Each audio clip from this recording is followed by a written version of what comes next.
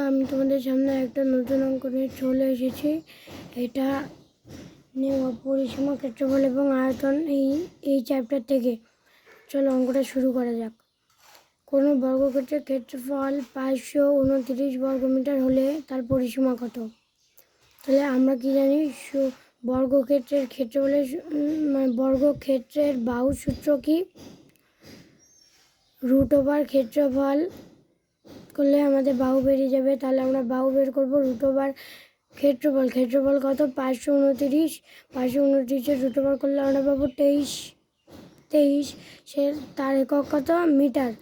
বর্গ মিটার ছিল কিন্তু এখানে মিটার হবে। তাহলে তারপরে আমাদের কি বের করতে বলেছে? পরিসীমা কত? আমরা তো বাহু পেয়ে গেছি। এবার তাহলে পরিসীমা সূত্র কি? 4 × বাহু। তাহলে পরিসীমা সমান 4 × 23 মিটার। তাহলেই আমাদের বেরিয়ে গেল কত? 4 × 23 মিটার করলে আমরা কত পাবো? 92।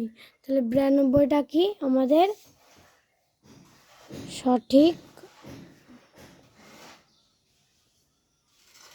উত্তর।